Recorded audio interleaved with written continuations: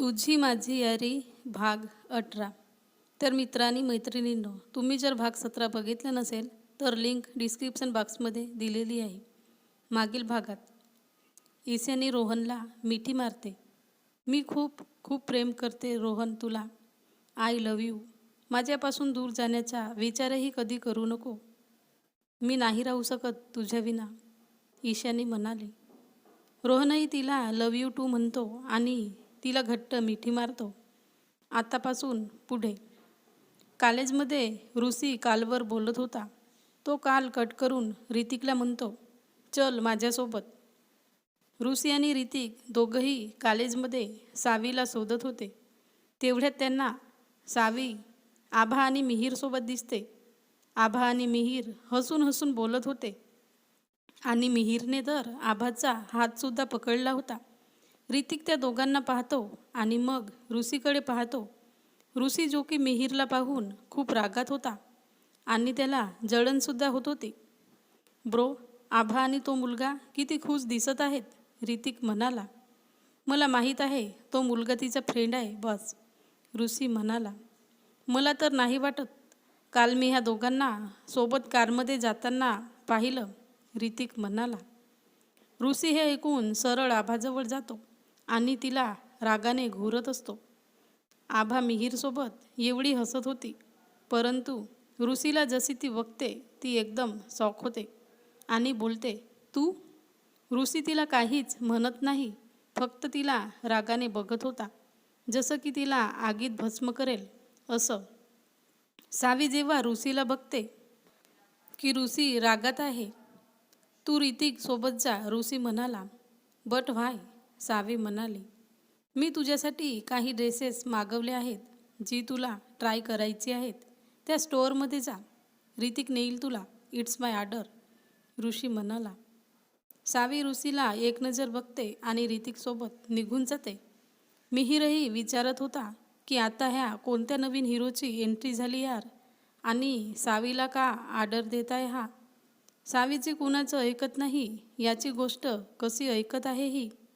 हा तर मला जास्तच खतरनाक खिलाडी दिसत आहे आणि आभाला असा रागाने का बघते आहे, असं विचार करून मिहीर आभाचा हात पकडून तिला आपल्यासोबत नेत होता. ऋषी पण आभाचा हात पकडतो. आभा जेव्हा हे बघते की ऋषीनेही तिचा हात पकडला आहे, ती मनातच बोलते, हे गणू बाप्पा वाचव मला, आता काय माहीत हा काय करेल माझ्यासोबत. मिहीरही बघतो की ऋषीनेही आभाचा हात पकडला आहे. ओ मिस्टर, तू जो कोणी आहेस आभाचा हात सोड, मिहीर म्हणाला. आधी तू सोड, आणि हो, मी कोणी मिस्टर नाही, आय एम ऋषी कदम, ऋषी म्हणाला. तुम्ही दोघंही माझे हात सोडा, आभा त्या दोघांना पाहून म्हणाली. मग ते दोघंही तिचे हात सोडतात. आभा, चल मी तुला हॉस्टेलवर सोडतो, मिहीर तिला म्हणाला. तू काही विसरतेस आहे आभा, असं नाही वाटत तुला, ऋषी आपली वाज दाखवत तिला म्हणाला. आभाला आठवते की 4 वाजले आहेत आणि ह्या वेळेस आभाला म्युझिक रूममध्ये असायला हवे होते. मिहीर, तू जा, मी काही वेळाने जाते हॉस्टेलला, मला काम आहे ते संपवते आणि मग जाते, तर तू जा ओके, आभा म्हणाली. पण आभा, तुला जो काही काम आहे आपण करूया ना सोबत, मला काही प्रॉब्लेम नाही, मिहीर म्हणाला. आभा त्याला नाही म्हणते तर मिहीर नाविलाजाने तिथून निघून जातो आणि जाता जाता तो विचार करतो, आभा त्याला ओळखत असेल का. आभाला असं कोणते महत्त्वाचं काम आहे कॉलेजमध्ये. त्याच्या डोक्यात हेच विचार येत होते. तेवढ्यात मिहीरच्या डोक्यात एक गोष्ट विजेप्रमाणे कडकडते. त्याने आपलं नाव ऋषी कदम सांगितले. मग तो त्याचं नाव सर्च करतो, जिथं त्याला ऋषीची सर्व डिटेल्स मिळते आणि त्याला माहीत होते की सावी त्याची कझिन सिस्टर आहे. सर्च करताना त्याला ऋषी आणि आभाची किसवाली पीक दिसते. ही ती पीक होती जी त्या क्लबमध्ये आभा ऋषीवर पडली होती आणि त्यात सीनचे फोटो व्हायरल झाले होते. मिहीरच्या तोंडून आपसुकच शब्द बाहेर पडतात. हाऊ डेअर यू, तुझी हिंमत कशी झाली माझ्या आभाला किस करण्याची. तू माझा सर्वात मोठा दुश्मन आहेस. तू मला आणि आभाला वेगळं करू शकत नाहीस, हे मी कधीच होऊ देणार नाही. मला तुझ्यासोबत यायचं नाही, काही शौक नाही, ऋषीने म्हटलं म्हणून मला जबरदस्ती यावे लागले. सावी ऋतिकला म्हणाली, मी काय मरत आहे तुझ्यासोबत यायला? मलाही ऋषीनेच म्हटले ओके, ऋतिक म्हणाला. सावी आणि ऋतिक स्टोअरमध्ये पोहोचले होते. मॅम, तुम्ही सावी आहात, ऋषी सरची बहीण, एम आय राईट? स्टोअरमधील लेडी म्हणाली. येस, आय एम सावी, सावी म्हणाली. ती लेडी ऋतिकला एका सोफ्यावर बसायला सांगते आणि सावीला चेंजिंग रूम दाखवते. जे ऋषीने तिच्यासाठी ड्रेसेस मागवले होते ते ड्रेसेस तिला देते. सावी एक ड्रेस ट्राय करते आणि चेंजिंग रूमच्या बाहेर येते. ऋतिक तिला त्या ड्रेसमध्ये बघून शॉक होतो. त्याच्या हातून मोबाईल खाली पडतो. मोबाईल तर पडला, पण त्याचे लक्ष मात्र सावीकडेच होती. सावी मॅम, तुमच्या बॉयफ्रेंडला हा ड्रेस खूप आवडला वाटतं. कसे शॉक झाले आहेत तुम्हाला बघून, ती लेडी म्हणाली. हा माझा काही बॉयफ्रेंड नाही, मला वाटते तुम्हाला गैरसमज झाले, सावी म्हणाली. ती लेडी सावीला सॉरी म्हणते.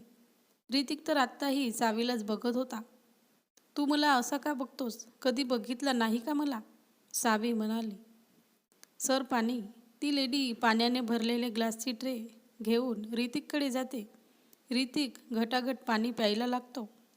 एकावर एक 3 ग्लास तो पाणी पितो. किती सुंदर दिसत आहे यार ही या ड्रेसमध्ये. कधी तर घालत नाही ही ड्रेस. जेव्हा पाहावं तेव्हा मुलांप्रमाणेच जीन्स पॅन्ट घालून फिरत असते. हे काय होतं यार मला? मी हिची एवढी का प्रशंसा करतोय? वेळ लागलाय का मला? ऋतिक मनातच बोलतो. इकडे ऋषी आभाला म्युझिक रूममध्ये नेतो. तिथं ते दोघेच होते. ऋषी आत्ताही तिला रागाने घुरत होता आणि आभा त्याच्या समोर होती. याला काय झालं? हा असा का मला घुरत आहे डोळे फाडून? आभा हे विचार करतच होती की ऋषी तिला पकडतो आणि किस करतो. आभाला हे अनपेक्षितच होतं. तो तिच्या मानेवर, गालांवर तर ओठांवर पागलासारखा किस करत होता. ह्यानंतर तू मला कोणत्याही मुलाजवळ दिसली तर मी तुला सोडणार नाही, एवढं बोलून तो निघून जातो. आभा स्तब्ध होऊन तिथंच उभी होती. ती बर्फाप्रमाणे तिथं जमली होती. तिला काहीच समजत नव्हते. आभा जशी तशी भानावर येते आणि आपल्या ओठांवर हात ठेवते. त्याने परत मला किस केलं. ती आपले पाय जोरजोराने खाली आपटते. डिमन कुठला? ऋषी, तू खरंच डिमन आहेस, ती मोठ्याने बोलत असते. ऋषी आपल्या घरी पोहोचला होता. तो खूप खुश होता. तो स्माईल करतच आपल्या रूममध्ये जात असतो. पण तेवढ्यात सावी त्याला बघते. सावी स्टोअरवरून सरळ घरी आली होती. ऋषीच्या चेहऱ्यावर स्माईल बघून व्हॉट अ सरप्राईज. काय ऋषी ब्रो, आज खूप खुश दिसत आहेस तू. तुझ्या ह्या खुशीचा राज काय आहे ब्रो? मीही खुश होईल कारण कळल्यावर, सावी त्याला आवाज देत म्हणाली. ऋषी कमी हसायचा आणि सावीसाठी हे एक प्रकारचे सरप्राईजच होतं. सावीला वाटलं ह्यामागे मोठी गोष्ट तर नक्कीच आहे. तिला ती गोष्ट काय आहे ते जाणून घ्यायचे होते, म्हणून ती त्याला थांबवते. ऋषी तिचा आवाज ऐकून तिथंच थांबतो. ऋषी स्टेअरकेसवर उभा होता. मागे वळून तो तिला पाहतो, पण तो तिला काहीच नाही असं सांगतो. नाही ब्रो, असं कसं? तुझ्या चेहऱ्यावर ही 5 स्टारवाली बिग स्माईल विनाकारण तर नाही येऊ शकत. तुझ्या चेहऱ्यावर कितीतरी दिवसांनीच काय तर कितीतरी वर्षांनी पाहिली मी अशी स्माईल, सावी म्हणाली. ऋषी थोडा लाजतो. त्याला आभासोबत किस केल्याचे आठवते. त्याच किसने तर तो इतका खुश होता. तो तिच्यावरून आपली नजर चोरतो. हे देवा, हे मी काय बघते? तू ब्लश करत आहेस? सांग तरी लवकर मला. सावी त्याला ब्लश करताना बघते आणि बोलते. सावी, तू जा आपल्या रूममध्ये, मी तुला काहीही सांगू शकत नाही. ऋषी एवढं बोलून आपल्या रूममध्ये जातो. काही हरकत नाही ब्रो, माहीत तर मी करेलच तुझ्या ह्या ब्लश करण्याचा राज.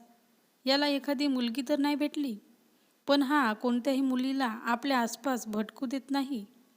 सावी ऋषीच्या पाठमोऱ्या आकृतीकडे बघत विचार करते. कोण असेल ती मुलगी जिने माझ्या भावाचे काळीज चोरले आणि एवढी मोठी स्माईल देऊन गेली ती? मग सावीही आपल्या रूममध्ये जाते. रोहन आत्ताही कॉलेजमध्येच होता आणि इचेनीसोबत कालवर बोलत बोलत आपल्या कारकडे जात होता. तेवढ्यात त्याला आभा जाताना दिसते. मी तुला नंतर कॉल करेन ओके, एवढं बोलून तो कॉल कट करतो. तो आभाला आवाज देतो आभाचे रोहनचे आवाजाकडे अजिबात लक्ष नव्हते. आभा आपल्याच विचारात मग्न असते. एवढा मोठा सागजो तिला लागला होता. ती एकटीच बडबडत असते. असा कसा करू शकतो तो? रोहन तिच्याजवळ पोहोचला होता. तो तिचा हात पकडतो आणि तिला थांबवतो. आभाला कुणीतरी तिचा हात पकडल्याचा भासते. ती पाहते तर तिला रोहन दिसतो. आभा, किती वेळचा आवाज देतोय मी तुला, आणि तू एकटी? सावी कुठं गेली? रोहन म्हणाला. रोहन प्लीज, मला काहीही विचारू नको. मला खूप भूक लागली आहे, आभा म्हणाले. रोहन हे ऐकून तर आधी हसतो आणि तिला आपल्या कारमध्ये बसवून एका रेस्टॉरंटमध्ये नेतो. सावीला कळेल का की ती मुलगी आभाच आहे? मिहीर काय करेल आता?